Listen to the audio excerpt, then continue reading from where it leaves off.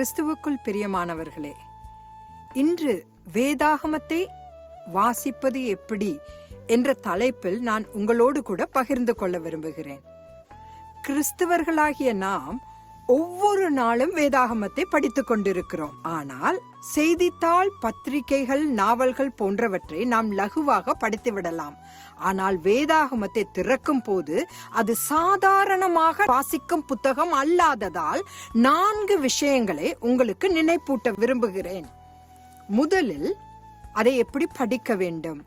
1 தீமோத்தேயு 4வது அதிகாரம் 13வது வசனம், நான் வருமளவும் வாசிக்கிறதிலும் புத்தி சொல்லுகிறதிலும் உபதேசிக்கிறதிலும் ஜாக்கிரதையாயிரு என்று பவுல் தீமோத்தேயுவிடம் வேதத்தை நன்கு படிக்கும்படி வலியுறுத்துகிறார். எந்த ஒரு என்ட்ரன்ஸ் எக்ஸாம்க்கு நாம் செல்லும் பொழுது மிகவும் கடினத்துடன் நாம் அதற்காக ஆயத்தப்படுவதுண்டு.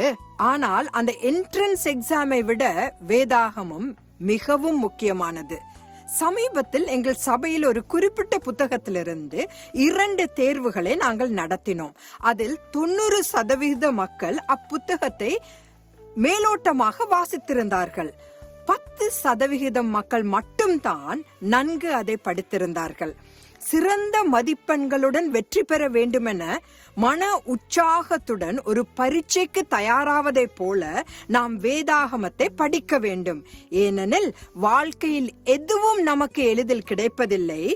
இவ்வாழ்க்கை பரீட்சையானது நாம் இறுதியில் அடைய வேண்டிய இடம் பரலோகமா அல்லது நரகமா என்பதை தீர்மானிக்கிறது. முதலாவது படித்தல், 2வது தேடுதல். மிகுந்த கொள்ளை உடைமையை கண்டுபிடிக்கிறவன் மகிழுகிறது போல நான் உமது வார்த்தையின் பேரில் மகிழுகிறேன் என்று சங்கீதம் 119, 162வது வசனம் எழுதப்பட்டிருக்கிறது.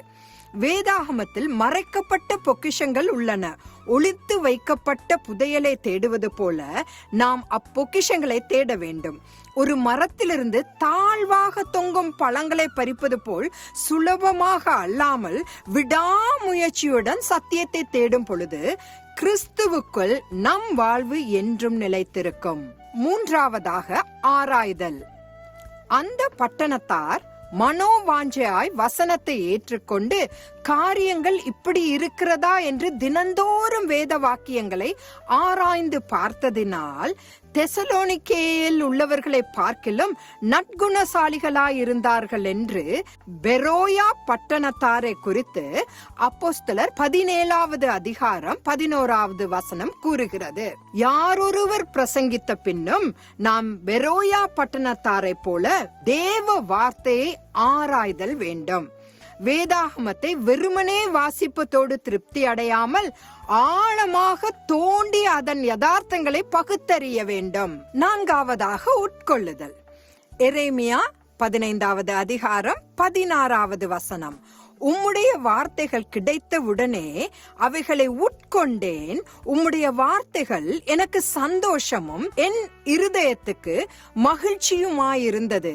சேனைகளின் தேவனாகிய கர்த்தாவே, உம்முடைய நாமம் எனக்கு தரிக்கப்பட்டிருக்கிறது என்று எரேமியா கூறுகிறார். வேத வசனங்களை படித்து தேடி ஆராய்வது மட்டும் போதாது, நாம் நமது சரீரத்திற்கு உணவு உண்பது போல ஆவிக்குரிய ஊட்டச்சத்தை பெற அவற்றை உண்ண வேண்டும். ஆத்துமாவிற்கு அவசியமான ஊட்டச்சத்து அனைத்தும் வேதாகமத்தில் உள்ளது. ஆகவே கிறிஸ்தவர்களாகிய நாம் வேதத்தை கற்பதும் படிப்பதும் அதை பயன்படுத்துவது மட்டுமல்லாமல் அதை உட்கொள்ளும் போது நம்மை போஷிப்பதோடு அல்லாமல் அவ்வார்த்தை மாம்சமாகி நமக்குள் கிரியை நடப்பித்து நம்மில் அகாப்பே அன்பாக கிரியை செய்கிறது.